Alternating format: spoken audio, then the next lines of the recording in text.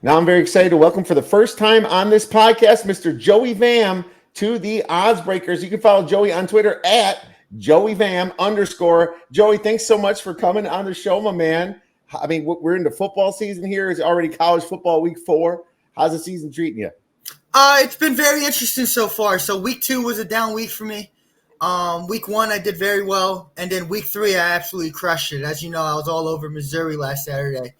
I love them in that spot, and then there were just a couple good live betting opportunities. Just really picked off Saturday. I mean, it was great. I'm really looking forward to this Saturday slate of games as well. There's a lot of really good key matchups that'll probably shape the college football playoff picture going forward as well. Oh, that's awesome, man. I was a little unfortunate last weekend. NFL's been killing it for me, so I'm really happy about that. But college, I'm gonna hopefully turn that frown upside down myself. But that's how it is, man. You gotta kind of balance it. And you're hot in one sport, sometimes you're not. And when you're hot in both sports, everything's gravy. So that's the way it is, man. But yeah, how long have you been capping, man? You seem to be really into the metrics and all the ins and outs of these handicaps and the games, the lines itself, I'm trying to say. And what sports do you do? So that's an interesting question. I get asked this all the time. As you know, I'm young in this game. I'm 26. So I haven't been really handicapping until I was legally able to gamble at 21. But I've been following sports and advanced data and metrics since I was 12 years old. I mean, as opposed to Cartoon Network and Nickelodeon on the TV in the mornings, I'd have ESPN and Fox Sports 1 always trying to be in the now with what's going on in the sports world. I follow football, basketball, baseball, even a little hockey there. I could find an edge in almost anything. It's just about really going down and doing the nitty-gritty work at the end of the day. Yeah, I see you get creative too, because in baseball, I saw your tweet earlier. You wanted to take, I forgot the name of the pitcher, over 15 or 16 outs because the bullpen was used last night a lot. That's a crafty little way of looking at things, man. Yeah, Hunter Green, he had a good matchup here. Minnesota striked out a ton. I'm sure if you follow baseball, you know Hunter Green is a strikeout pitcher. He went 7 shutout innings and had 14 strikeouts, and he went way over that 16 and a half that we needed. But yeah, the Reds really utilized their bullpen the game before. They needed a deep performance for their playoff push that they're currently having. And unfortunately, the bullpen blew that game. But that's why we went with Hunter Green over outs as opposed to taking the Reds money line, obviously, because that bullpen hasn't been stable all year long. Yeah, you're right. The Reds bullpens have been terrible. You know, I'm having a great baseball year. I'm actually kind of fading out of baseball because football's so important to me on both sides, and I'd like to spend time. I'll do a little bit here and there in baseball and then come back for the playoffs. But I'm guessing you do baseball, college, and NFL. What else you like to do during this winter months? So my best sport, I definitely say, are college sports, college basketball and college football. I normally kill year round. Well, not year round, but during the fall and winter. And then in the March Madness. That is definitely where I'm at my best. NFL, I do really well in. NBA, I tend to pick off player props here and there and try to find good sides. Totals, I do really good there too. My weak spot definitely would be this time of the year in baseball, believe it or not. I believe it's the hardest time of the year to bet baseball because you have so many people either checking out for the year or you have pitchers with short hooks because they're a game out of the playoff race. So it's very tough to handicap this year, part of the year of baseball. But I pretty much do everything. The only sport I don't touch too much at all is hockey unless I find a really, really strong edge in a certain game. All right, good. No, good enough. College is my favorite. Probably best at the NFL, but that's just how it is. You know, I wish I would. College was my best, but the past 2 years, NFL passed it. It's just the way, I didn't choose for that to happen, but it did. And baseball was great this year too. UFC is one of my funner sports, but I've been in a little bit of a slump on UFC too. So sometimes it's not your favorite sport that you end up being good at, but that's cool that you're busy all year round. Yeah, hockey. I got hockey guys. Patrick Gates is great here at the Odds Breakers. I follow his picks, so I don't need to put the work into that. Yep. So I'm really happy about that. We got Rocco too for NBA and stuff like that. But man, it's fun. And now it's college football time. We're right in the heart, not quite the heart of the season, but right in the beginning of conference play. So now that you saw a little bit of these teams, I have to ask you, man, has your playoff picture changed from the beginning of the year? Do you still like any teams? Are they the same coming into the playoffs as what you thought, or have they changed? So, I mean, it's changed, definitely. You look at the top 25, but you got to have Texas in there now after that big win in Alabama. Georgia, obviously, everyone expects them to win out. But everyone's counting out Alabama here, which I think is, interesting because everyone knows if they win out and they somehow beat Georgia in that SEC title game, as a one-loss team, it's going to be hard keeping them out, especially when their only loss will be against Texas. So I would say the favorites would have to be Georgia and Texas, without a doubt. But I think Bama still has some sneaky value here. All right. What are they numbered at right now? I think they're 13, I believe they're ranked right now. And I think everyone's selling out on them after what happened in South Florida. Well, I think they're like 50-1 to win it all or something. Yeah, they're 50-1 right now, which is, okay. I think it's a great number considering they were one of the favorites at the beginning of the year. Everyone's counting them out after the Texas loss and then that QB experiment they had last week. I don't know what that was. I was texting you throughout the game. I was like, why isn't Jalen Milroe in this game? He's miles better than the two guys they have in. I don't think those two guys, Ty Simpson and Buckner, belong in the SEC to begin with. Yeah. No, Milroe, like I suggested he pissed the coach off, and it sounds like maybe he did do that. Yeah, there was a report that came out later in the week. Milroe apparently didn't take too kindly about having to share snaps with those guys. So I guess Nick Saban put him in the doghouse for a week in a game where I think he expected to be a lot easier than it ended up being. But no, there was no way Bama was losing that game at the end of the day. I mean, seeing Bama at 50-1 after the third game of the season is very, very fishy. It's kind of like one of those like I almost got to based on Nick Saban. So I get what you're saying there, man. Yeah. I mean, and I'm not super impressed with LSU. I know they just dumped Mississippi State, but it was their defense that did that. And it's if Milroe. Here's the thing about Bama, and maybe I'll get into this more when we talk about the handicap, but I just feel like they have the stars there to flip the switch at any time and they can just figure it out. So it's very dangerous to count them out in any situation, especially with the way Georgia looks this year too. It's like, Georgia looks like they'll get easily to the SEC championship game and probably even the playoffs if they lose it. But man, it could be Bama taking them out and then we'd be rethinking the whole thing, especially if Ohio State and Michigan have a couple of hiccups with Penn State lurking. So that's exactly all kinds of storylines going on. And USC doesn't have that easy in the Pac-12 either. They had Washington and Oregon right there, and Colorado's just a very hypey, sneaky team that has no depth, but they could get hot and beat one of the top depth, three. But they got that guy Shedeur Sanders at quarterback, who I think is phenomenal. They're going to be able to move the ball against anybody at the end of the day. Yeah, without a doubt. Without a doubt. We'll get into that later, obviously. We certainly will. Let's get into some games then, my man. And you said it, Alabama. Why don't we start with that? Ole Miss versus Alabama. Alabama's going to be about -7, or they are right now anyway. I don't know how much that line is going to shift. The total that I have is about 56, man. So let's get into it, my friend. Alabama had a terrible showing at USF last week. Yep. South Florida. It was a rainy day, though. Rainy, bench quarterback, lots of weird feelings. You thought they would have been a good get-up spot for them after Texas and everything, but that didn't show. But what do you have for this game? So I actually am going to side with Bama here at the -7. I haven't really been impressed with Ole Miss whatsoever. I think they lose that Tulane game if Pratt is playing in that matchup. That game was a lot closer than the score indicated. I believe they had a pick six that flipped that game script completely for Ole Miss's favor in that game. Otherwise, it was close throughout. I think that they rely on Milroe's legs a little more than they did against Texas. I was surprised to see that Milroe wasn't getting outside the pocket. I think a little bit of that was to do with scheme also. You saw that Texas was playing a QB contain. But I don't believe that Ole Miss is 7 points worse than Bama. I think the spread should be around 10-14, especially in Tuscaloosa.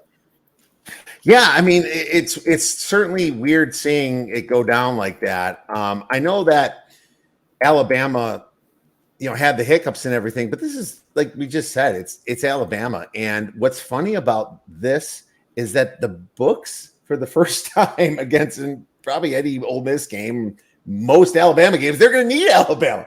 Yep. The sports books are going to need Alabama to cover this, believe it or not, because I truly believe that Ole Miss is going to be a public dog in this situation. You know what I'm saying?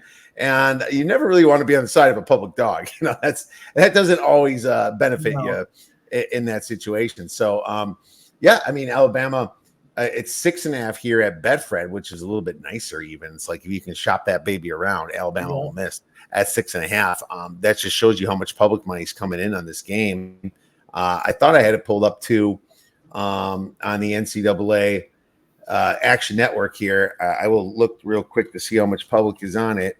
And it is, Ole Miss, 68% of the bets and only 69% of the money. So it's pretty even, the amount of bets and money coming in here. And so the books will need Alabama here. And there's already 9,629 bets here counted on these numbers. So that's definitely interesting here. But going back to, some of my thoughts in this game, it's just like an overreaction. I think the reason with the Milroe thing, I watched him play Middle Tennessee State, and I did lose a bet on that. I thought Bama would purposely be flat. They beat him really bad. Now, it's not like Middle Tennessee State is great, but they're a pretty decent, group of 5 team. It's not like they're, UTEP. It's not like they're Kent State or UMass, none of those names. They're actually halfway decent. And the rain and everything that happened with South Florida is part of the reason I think that this thing came down. But Bama turned it on at the end when they had to, and all the momentum was against them, and they turned it on still. The issue I have with Alabama, if there is one, is that they're susceptible to explosive plays that we saw against Texas. And you saw that a little bit last year against Georgia too. Some of the teams could go over the top from them, but you wonder if that gets fixed. Jackson Dart's a very high rated quarterback, 12.5 yards per attempt. But like you said, they didn't play a lot of great teams yet. And they played without Pratt. They played Tulane, a really good team without Pratt. So I do agree. They lose that game there. Like I said, I go back and you watch that game. That game was close until that. I believe it was a pick six or something happened where they turned over the ball and it was a quick score and it turned it into a 2-possession game. And then all of a sudden, Tulane has to get out of their game plan at that point, and they can't protect that quarterback anymore. Yeah, for sure. Yeah. And that's it was. I watched that game. It was way, like you said earlier, way closer to the end. They went over the top of Tulane too, and kind of got like a deciding touchdown. It wasn't a garbagey touchdown, but it was kind of a deciding factor touchdown. But yeah, that game was close. And Tulane would love to redo that if they can get their quarterback. I'm not going against Nick Saban. This is the most important thing I think this handicap. You do not go against Nick Saban after a bad game. No. After he shows bad, it has just not been beneficial for anybody to do that. And could be just the time where all of a sudden they beat Ole Miss by 20 to 30 points, and people are like, "Oh, geez, well, we're wrong to go up against Bama." These yings and yangs of the media and everything you hear all freaking week is just absolutely hilarious. But that's my biggest warning for anybody that wants to sneak on Ole Miss here. I have no lean because my number is 7, but I mean, if you put a gun in my head, I'm taking Alabama. Exactly, and this goes back to that national title future. If Bama's to beat Ole Miss by 3 touchdowns on Saturday, that number won't be there anymore. That's almost guaranteed at that point. So it goes back. If you still think Bama has a shot at getting in the college football playoff, that number's sitting at plus 5,000 right now. If you could get a plus 5,000 future in the college football playoff, you'll be able to hedge that off against anybody at the end of the day. We'll relook at that baby later. I'm excited. I'm excited. Hopefully that thing jumps into a later discussion here when Joey Vam said 50-1 on Alabama. That would be a lot of fun. Well, let's move on to an uglier game possibly when you have Iowa versus Penn State. It's just, I think the reason it's ugly is because Iowa's name is in it, really. Because they just ugly up games. The totals just drop like an anchor in the Marina Trench, my friend. It's just not a fun game for offense whenever they are, because they have that good of a defense, But then you think about their defense, and Penn State's laying 14.5 points. But the total is 14.5, man. I mean, this is going to be 3 yards in the cloud of dust, Joey. If you love defense, watch this game. But the injuries to Iowa, and I tweeted some of those to you, Luke Lachey is out, and he's not only their best tight end, but their top pass catcher by far. They don't throw it a lot. They don't throw it really good, but that was McNamara's target. And they lost 2 running backs, 2 of the 3 top running backs for the week as well. Actually, those are 2 top running backs. The third one was actually playing. So you think about Iowa, not only was their offense good before this, but now they lost their three top guys, minus their quarterback, McNamara. Geez, that is just not looking good. Now, Penn State's got elite level of talent, especially on defense. Their offensive line gets a lot of push. So this could be a game where you look at the total, you're like, you got to go the dog at 14.5. But I swear to God, it would not shock me if this is 20-6 at the end of this game, man. 20-6. I am going to lean under 40.5 points in this situation.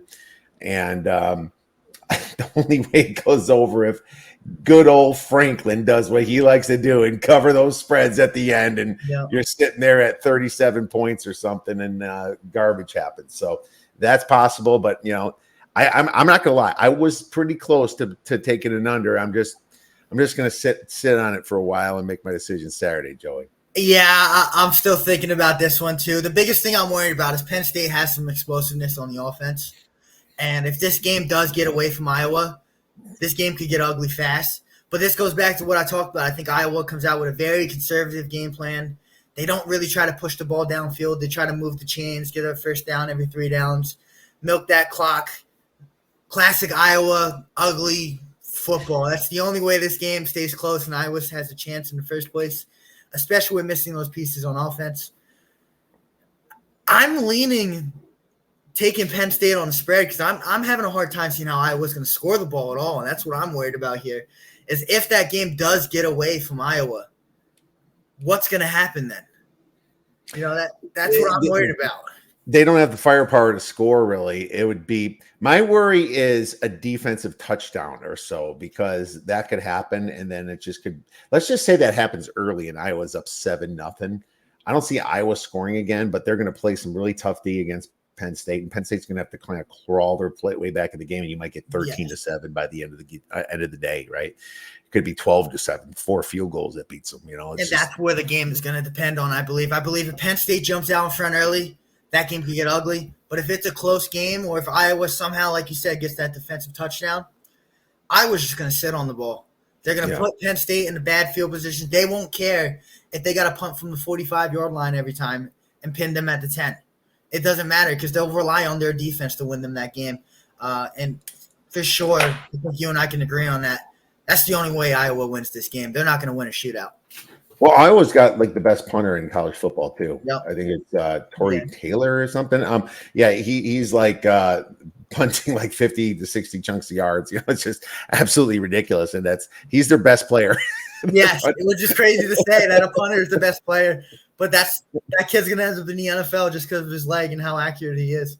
Good for him. Hopefully, he actually gets drafted too. That'd be fun to see. Well, let's move on to another under the radar game, and I picked this for a couple different reasons. James Madison University versus Utah State. Utah State's about 6.5 point dog at home. Across the country, total is 52.5. I'm gonna let you go first to see if you have anything, but I'll give you my thoughts and angles. So I'm gonna go James Madison, even if on the road. It doesn't matter to me.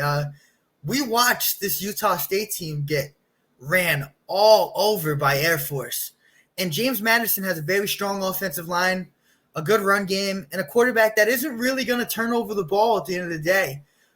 With that strong defense, I don't see how Utah State keeps this within a touchdown, just based off the fact that James Madison, in my opinion, has a top 40 defense. I mean, we saw the anomaly, we're going to call it, against Virginia earlier this year, where they had to crawl back and win that game. But I believe that showed the tenacity and the heart that this program has, that they were able to come back on the road against Virginia despite not really being a good football team. That was a tough road game to play because it was the first home game after the shooting. So you know that the crowd was there. You know that they were playing for more than just the names on their back at the end of the day. So you saw a spirited effort from that Virginia team. But I really believe James Madison's going to cover this number here. They're very good at the end of the day. All right. Well, so here's my problem with this spread. Yeah. And my problem is my number's 9, not 6.5. So it might eventually keep me off it. But here's the interesting thing that I'm going to have a slight disagreement with you. Okay. This number kind of fits a system where I like, where the team traveling across the country is playing a non-conference game. And this is even better in college basketball, but yes, they're playing a non-conference game. It's almost like Utah State's in the way. And the players are like, God, I don't want to play. I'm going to play against my conference and beat them. I can't even make my Sun Belt championship game because of these stupid rules. I just want to wipe the floor with them. So this is the massive letdown spot after being Troy, and just a terrible annoyance spot for James Madison and Utah State. They did just get run on, but it took a lot of downs for Air Force to do it. But Air Force is just the best running team out of any of the group of 5 teams. So it's like, I can't really fault them that much, but it's just a bad spot for James Madison. And even though my numbers don't line up, it keeps me off of that side and makes me lean more towards the Utah State side. Now, you have to understand that Utah State has had the harder schedule. And to be honest with you, this is very strange too. They have a better yards per play margin so far than James Madison. So they're moving the ball. They're kind of throwing the ball as well. So my worry is that James Madison allows 9.01 so far passing yards per attempt, which is a little bit high for who they played. So, I mean, of course I favor the running teams. I always do in college football, even a little bit NFL. But in this situation, I could see the Utah State moving the ball and possibly getting an upset just due to those factors I said, Joey. But not sure if I'm going to get to the window, though, my friend. Yeah, so I'm not certain about I'm going to get to the window either. But if I had to pick a game here, definitely is James Madison. Just on my side, I believe the run game will play a strong factor here. If you do see Utah State fall behind early, I wouldn't be surprised to see a similar outcome to the Air Force game last week. I just don't think this Utah State team is very good, especially in the trenches. And that James Madison football team has a really good offensive line at the end of the day, so they're going to get push on the front. Yeah, they should get some push. They're, that's how they kind of won last year as well. And it's just an interesting handicap here, just because of all the situations, and that's why I wanted to talk about this game a little bit. It's like, I don't think anybody's numbers has this at 6.5. I just think the books know how weird of a spot it is, and they're trying to ask for James Madison money. They're like, hey, give me some James Madison money here. That worries me a little bit, my friend. So we'll take a look and see how this one turns out into fruition here. Well, let's move on to another game: Maryland versus Michigan State. Michigan State plus 7.5 the last time I looked. The total is at 52.5. You picked this baby. Now, we had a guest on, Ralph Michaels, that nailed nailed Washington minus 16 on our show last week, and there was no worries about that in the first quarter. No. That thing was gone, baby. What happens this week is my big question, Joey. Yeah, I actually took Washington first quarter, first half, and for the game. This Michigan State team is a mess. The secondary is putrid. They're going to have a hard time moving the ball, even against this Maryland defense. And I have a hard time seeing them stop Maryland's offense. I mean, I've realized how volatile of a quarterback he is, where you could get a few turnovers here or there. But I just don't see how Talia has a hard time throwing the ball over the top on this Michigan State defense. Just as everyone has had success all year this year so far. It wouldn't be surprising to see Maryland win by at least 2 touchdowns here, even on the road. I don't really like taking road teams, especially in college football, but in this spot, especially with everything that's going on in Michigan State, this team seems like they've already checked out mentally this early in the year. They're sitting at 7.5 here at Betfred odds, and totals 52.5 and the Betfred sports odds screen. Okay, there's got to be a buy-on point for this team, and I don't know what the hell it is. I want to bet Maryland so bad here, but I mean, they were just so embarrassed last week, Michigan State. And Maryland, to be honest with you, I'm not saying they're the same offense as Washington, but they have a similar offense, being that they pass a lot, Mm-hmm. Tagovailoa is good. What I will say about Michigan State is that, as bad as that offense is, it still has a little bit of defense. So I would assume they worked on a few things, but this team has to re-buy in. And that Mel Tucker mess is just, reading the papers on that, man. I'm watching Mel Tucker accuse them back of things and saying they're just trying to get out of the money. The sexual assault allegations are fake and all that, which you're hearing a lot of that stuff in the media lately. It's like, is that what people just go to get people fired? I don't know. I have no idea to say anything on it, but it's just a game that in my normal betting, my style, I hate betting against teams that were so freaking embarrassed, and that's what it is. But man, if you look at my number on this game, it is definitely above 7.5 here, man. Yeah. And that's, it's like how far can you downgrade Michigan State here? We might not even be at the bottom yet, Joey. So that's just another situation here. But I think it's interesting, and I'll agree with you to lean lean Maryland for sure on the spot. But it's just not my style to go into this one. But let's talk about a bigger game: Florida State versus Clemson. And this is at +2.5 for Clemson. The total is at 55. My man, this is good. I mean, there's so many great games this week, and we're going to get to them. We're kind of just warming up right now, but you got an angle on this game. So I wanted to hear what you got, Joey. I love Clemson this spot.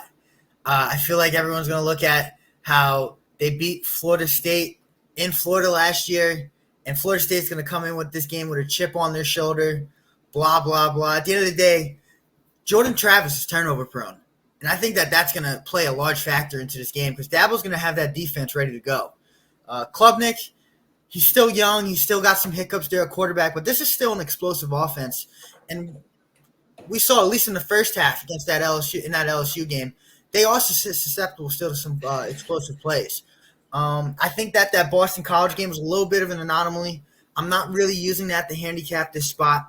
I believe that was one of those weird sandwich spots where they're like, let's kind of just roll over this team because we get to play Clemson next week.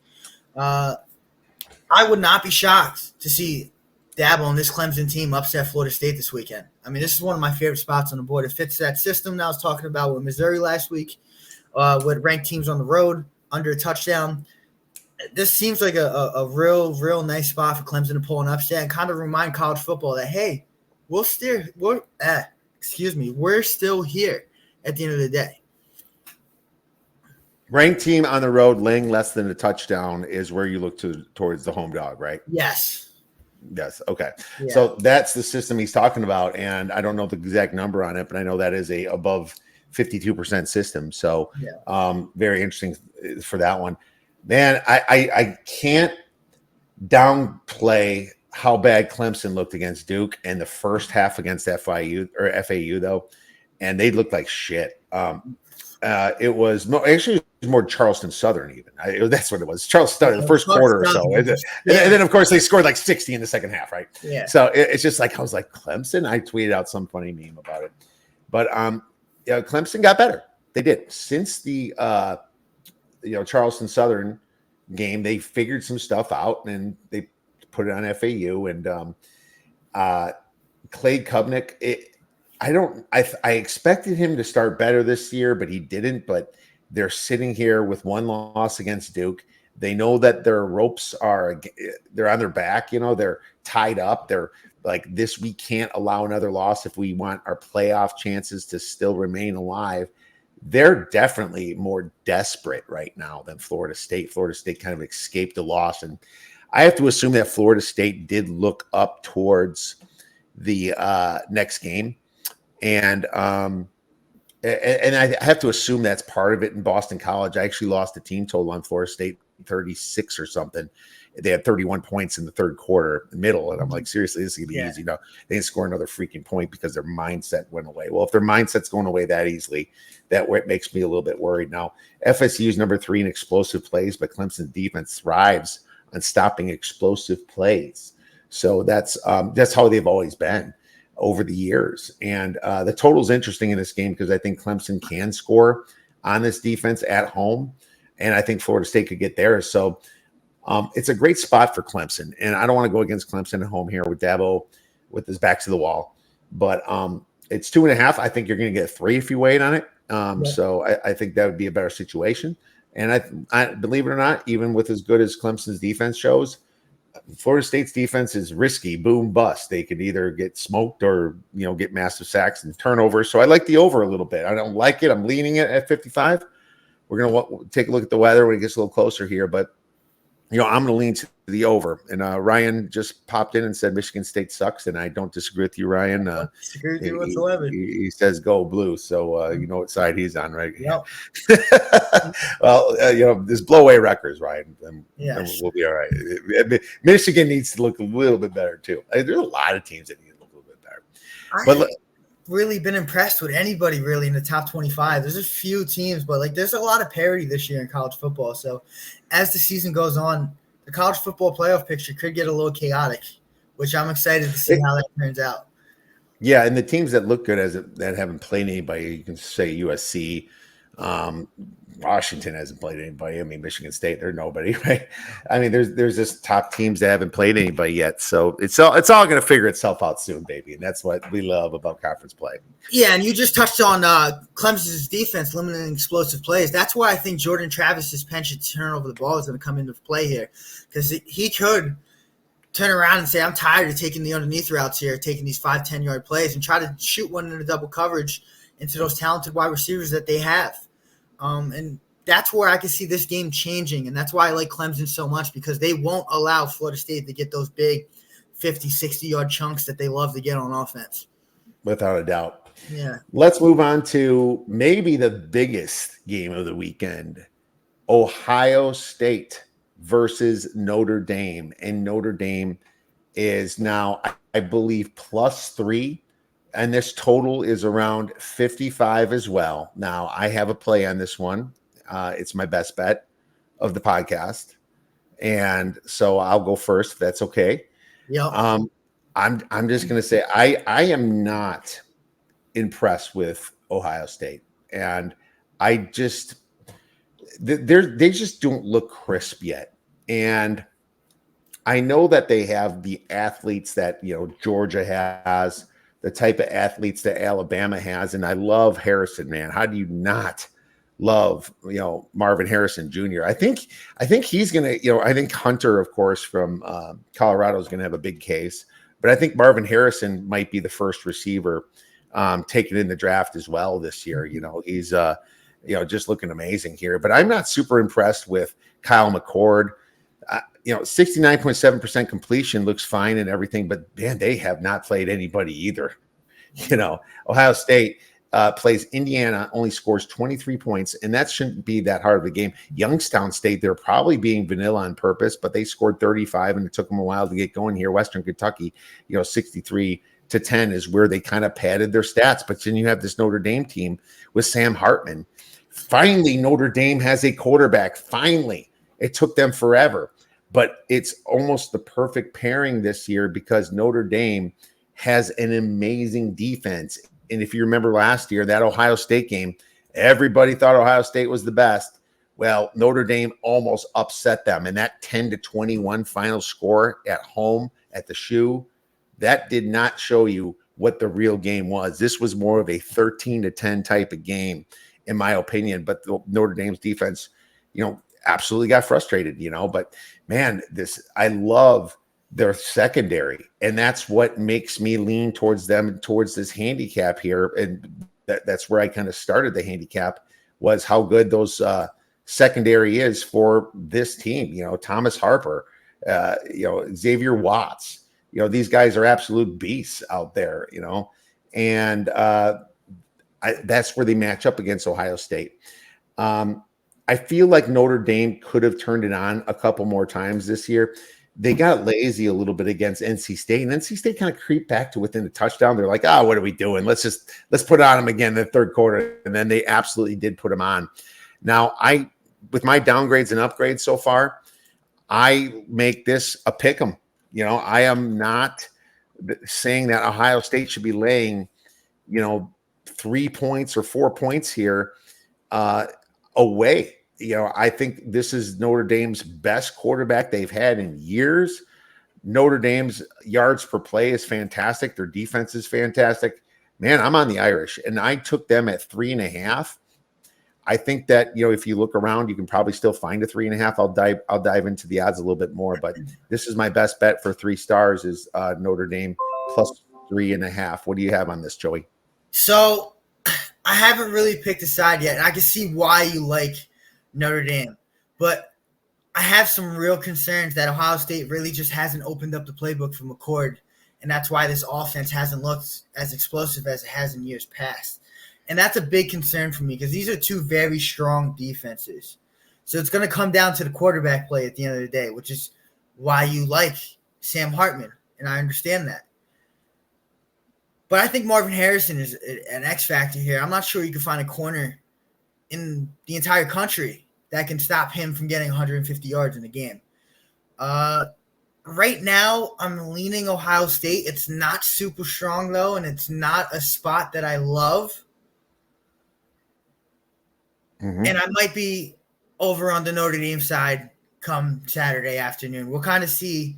I kind of have to see how things play out. I have to look a little deeper. But that's my main concern is that Ohio State really hasn't opened up the playbook for everyone to see yet.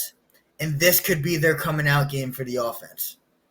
But what was the play? What's different about their playbook last year that Notre Dame's not going to be ready for?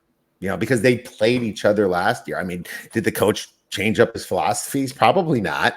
I mean, Notre Dame saw a lot from Ohio State because Ohio State was fighting for their college playoff chances at that point, wondering if they were going to lose this game to Notre Dame. And when you see how bad Pine is right now at Arizona State, when you see how bad Buckner is right now at Alabama, I'm not even sure if these guys belong in Division I football, and somehow Notre Dame won games with them. You know, yes. What I love about Notre Dame, and you can even call these schedules equal if you really give credit to Indiana and Western Kentucky. Navy and North Carolina State is really the two teams that you're comparing against each other. But at least Notre Dame's defensive passing play success rate's number 3 in the nation due to those corners. Their defensive success rate in general is 11. Hell, their yards per play margin's 4.5.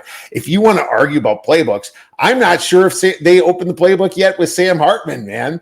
I think that there's a lot more you can see with this team. I expect a very close, grinded out game. But if you're going to give me 3.5 in this game, man, I'm going Irish. And right now, on the Betfred odds, it's at a flat 3. I still would bet the Irish, but I would probably make it a 2-star play and not a 3-star play. But here we are. And you know what? It's good to have a little disagreement, Joey. It's great. Yeah. And you know, it's going to be probably my favorite game to watch. I will be having a few cocktails in the pool, watching this with some buddies. Absolutely. Like I said, I don't feel strongly about this game at all, and I could end up on that Notre Dame side as it gets to kick off. But I don't know. If I had to make a play on the game right now, it'd be the under. I think 55 is a little too high. I wouldn't be surprised to see it play out a lot like how last year's game played out. That wouldn't be shocking either. All right. Well, man switched up his philosophies like Socrates. All right. Yeah. Let's go, Ryan. Yeah. All right. Well, let's move on to, and I think we covered the major games that we're going into. To recap, I'm taking Notre Dame plus 3.5. You're going to be on Clemson at some point, hopefully looking for a 3, correct? You're going to be on Maryland minus 7.5. And I might be on the under, Iowa versus Penn State. I'm not sure about that, but you're going to be on Bama 6.5 or 7. So you might get a 6.5 at Bama. There might be enough public money actually taking that down a little bit. So, I want if you like Alabama, don't take it now. Certainly take it later. Let's jump into another big game. What about Texas versus Baylor? And what's funny about this is Texas didn't look great against Wyoming. You can call it a letdown spot or whatever. Maybe they're getting ready for this Baylor game, but Baylor's got their own problems with quarterback issues and stuff. And this is sitting at plus 15 home dog at 51.5. Here's my problem. Does Texas shit the bed like they love to do? It's like history repeats itself constantly. And that's why I always been fading Texas in these spots, but this is the best Texas team I've seen. So I'm not really exactly running to the window to do so. I don't even know what side I really lean on it. I was going to break this down a little bit later, but I'm going to take a look at closer, see if you have any thoughts on it. I won't be running to the window to bet this game, but I have a hard time seeing Baylor move the ball. And that's the issue I have taking a plus 15.5 or plus 15 with Baylor still is I'm not sure they even scored 10 points in this game. I've seen that offense. That offense is not great at all. Their offense looks terrible. And they don't even have their starting quarterback. He's been beat up. And that's why the total is 51.5. And I didn't even lean to the under here. You got Aranda, that's a a defensive mind. I've seen him be a defense coordinator at Wisconsin. I've seen him at LSU. He's a very good defense coordinator, and he's going to be trying to stop Texas. And Texas doesn't have a ton to prove here. They probably just got to win these games and get out of Dodge. I think like fourth quarter they're up 21 points or 27 points. Maybe it's 28-7, 28-14. That's when they run the ball, and even you can sacrifice another touchdown, 28-14, 28-21. Let's just say that means you're still hitting the under 51.5. So I'm gonna give a strong lean to the under on this one, Joey. I don't hate that. I don't hate that. And the large reason is like you said, the history of Texas, shit in the bed. I could see Texas coming out with a conservative game plan, worried about, hey, let's just, get this win and move forward on trying to get to the college football playoff. And let's just focus on that goal because they got that big game that's probably going to shape the college football picture at the end of the year against Oklahoma. And I'm sure, as much as I hate to say it, they're already focused on just getting to that spot undefeated. I think that's all they're worried about right now. Because if they can win that game, even if they lose the Big 12 championship game, I can see them getting in as a one-loss team if they were to win that Red River Shootout. Oh, for sure. That they would probably get in. Yeah. What else you got? We should probably skip Ohio, Bowling Green. Let's talk about Colorado, Oregon, my man. Colorado, everyone wants this to talk about. They've been waiting for it. Personally, I haven't been impressed with Oregon. I think they should have lost that game to Texas Tech. I don't think Colorado's going to have a hard time moving the ball. The issue I have also is I don't think Oregon's going to have a hard time moving the ball either. This could play out a lot like we saw the TCU game in week 1 where we see like 49-42, something crazy like that. That's why I'm leaning towards the over, even at an astronomical 70.5. I don't think that total's high enough. I don't hate taking the 21 with Colorado, but because of how weak that defense is and because Oregon has more playmakers on the defensive side of the ball, I'm going to lean more towards the over because I don't think either team's going to have a hard time scoring. And if that game goes under, I would be surprised. So you weren't impressed when Oregon blew away Portland State and Hawaii, huh? Oh, big surprise there. 81-7 against Portland State. Whoa. Come on. I know. It's almost like Colorado needs to fix that defense after the Colorado State game, but it was just such a exhausting, mentally tough game on them to have to come back and do that. But Colorado State just marched all over them. It's just like you're so scared about this defense that ranks 113th in passing success rate against a team that can pass the ball with Bo Nix, and move the ball at ease. But at the same time, Shedeur Sanders is a baller, man. The kid, what I loved about him, and I said this in the last show I had, he wasn't celebrating when he tied the game and got the 2. He put a towel on his head, went, sat down. He didn't celebrate when they got ahead in overtime. Then Colorado State tied him up, was stupid and go for 2, and then they won it at the end. He's just like this. Look, I'm not celebrating until we win this game. And that's what I loved about that, man. I thought that was just an absolute professional way of doing things. I always hate it when I remember the Raiders mentality. They'd be down 41-7. They get a sack and the guy's just doing all these gravedigger things and stuff. It's like, dude, you're getting your ass kicked and you're celebrating a sack. Get the hell out of here, that loser's mentality. Shedeur Sanders doesn't have that. And they still have some very nice receivers there to throw to, and it's not just Hunter. They have a couple other guys Horn is really good. Horn. Yeah, Horn. Yeah, Joe Horn's kid, right? Horn's kid he's really good. And I think Oregon's going to have a hard time stopping him. And then we haven't really seen Shedeur Sanders use his legs too much, and that's going to play a factor in this game, I think. I'm waiting for a hook. And then I'm going to be really tempted to take the Colorado side in here. Yeah. And it's so funny how these sharp people, they've been saying for weeks, oh, let's just wait till the Oregon game and pound them. Okay, now it's 21. Now what, buddy? Now what? Yeah, it's like, now you're going to take them seriously. Yeah. This is too much. This should be about, from what we saw, I would have said 14.5, maybe with Hunter. Then I would have said 17 without Hunter. I am not saying 21. I am not there. No, But I can't get there either. I've tried. I've tried to figure it out. And yes, I know Colorado is going to be super public still because Deion Sanders just has that it factor as a coach, and he's turning this Colorado program around. I don't think I care. I don't think I care that the public's going to be on this side here, and you're going to have all that sharp money on Oregon laying 21.5. But that's also why I lean towards the over more, because I don't think either side's going to have a very hard time moving the ball at all. And this could turn into a shootout very quickly. Oh, without a doubt, very quickly, yeah. And it's oh man, it's just one of those situations where I'm not there, and I'm not sure if I'm going to be there. I really think that this should have been a different game. But here's the good news: this game is going to be, I believe, a later kickoff again. Hell, the other one went to like 2:30 on the East Coast, and still was the most watched football game. It's a 12:30 start here on the Pacific time, so Eastern time is like 3:30. 3:30, yeah. Okay. Now, okay. Well, that's interesting too. So it gives a little bit less of a home crowd advantage for Oregon when it's a little bit less. Night games are scary as hell, especially when you're like in Happy Valley, right? Yeah. In places like that. So that's what we have to say about that. I think it's been overbought or overpushed, over manipulated by the books. Even that sometimes happens because this number was sitting at what 17 last week, and then because of the poor performance, it moved all the way to 21. I just think it's an over exaggeration. If this number was at 14, maybe I'd take Oregon because I do believe this Oregon football team is a lot better than Colorado.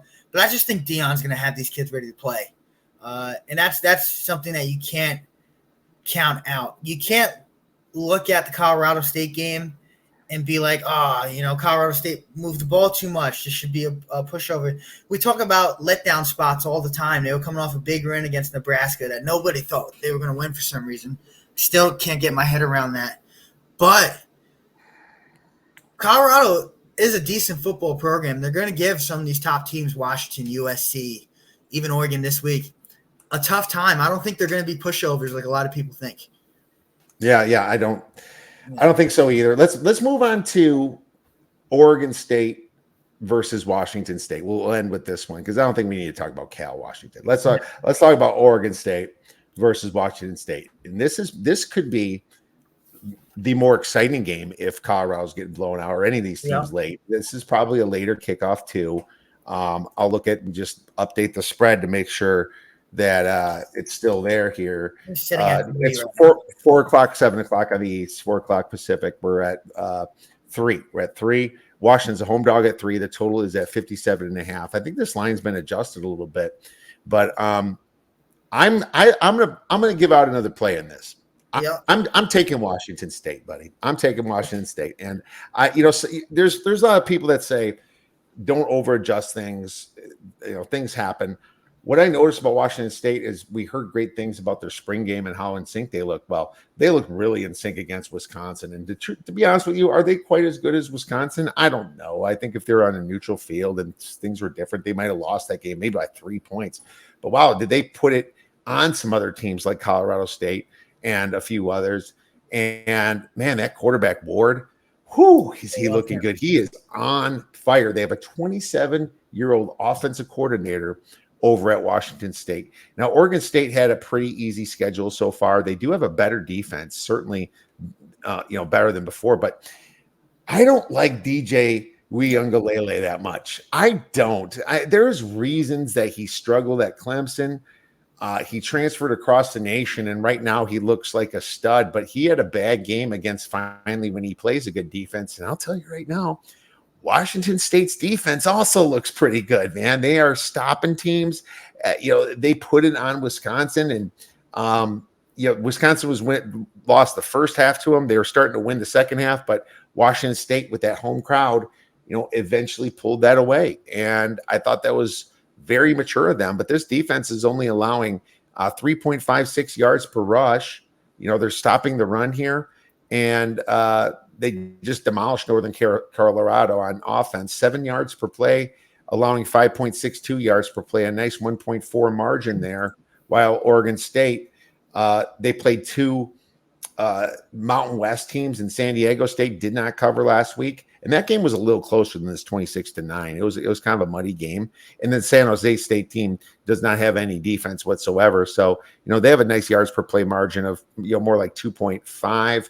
But it's a situation where I take the home dog with the 3 points with these teams that kind of know each other from last year. This was a great game when they played last year with the same coaches as well. And I'm pulling that up right now. I believe that Washington State kind of kept up with them. Can't remember the score here. I can't even. I think it was like 30-26. I think it was close last year. I'd have to double check though. Could be completely off, but I remember that game being close. It was 24-10, but it was not that close. It was a lot closer at the beginning. Okay. I'm taking Washington State here. Just my power ratings have this more as a pick 'em, and I'm going to stick with that. I just love the fact that, I love what they're doing on offense here. They're running the ball really well. You have Dylan Payne, 8.6 yards per rush. He's doing really good, and he's only like their third guy. Yeah. Cameron Ward is running it really well himself, and he hasn't really shown what he can do on the run as well. Ward is a ridiculous 72% completion percentage, 9 touchdowns. He hasn't even turned the ball over yet. 0. They're at home. I'll take the 3. I'm with you here, and you pretty much covered all my notes. I think this game's going to come down to if they turn DJ into a pocket passer and take away Oregon State's run game, DJ is going to turn over the ball, and that's going to flip the script this entire game completely. Right. I'm siding with the better quarterback here. I think Cameron Ward is miles better than DJ Ugulavi. However you pronounce his name, I definitely butchered that. But, I have a hard time not taking Wazoo. I'm definitely going to take the 3, and I may even sprinkle a little bit of the money line there because I'm very confident in them coming through with this game. Yeah, and Oregon State is a rushing team. Don't get me wrong. And that's going to be, if that doesn't work, that's where they get in trouble. And now they're finally playing a defense that has done well against the rush, 3.5 yards per rush. And last year, where they weren't even that bad at 4 yards per rush. It's not like they're terrible, but they're just kind of getting their feet wet last year. And they're a more mature team now. And they have the same quarterback last year. Oregon State got the new guy. So, I think there's going to be some revenge on the minds of Washington State. Well, Joey, my man, we are out of time. Really appreciate you coming down and breaking down a few of these games. It's going to be one hell of a weekend, my man. Where could our listeners and viewers get your great information and plays? So my hashtag for Twitter or X, whatever you like to call it, is right there at Joey Vam _. I have a chalkboard group with a little over 500 people in there right now. We have a bunch of smart people in there. My buddy Max and Brad. We break down the games for all the people in there, and we just have good conversation and sweat out the bets together. I definitely welcome everyone to come, even you. I would love to have you in there, Kiev, if you want to pop your head in there. The link's right on my Twitter for the chalkboard. But overall, all my content will be found on Twitter. I hope we can have more conversations like this in the future, Kiev, and thank you for having me on. All right, well, I will definitely check that link out, man. I'll jump on in and join in the conversation. Really appreciate you having you. Make sure you guys follow Joey at Joey Vam _.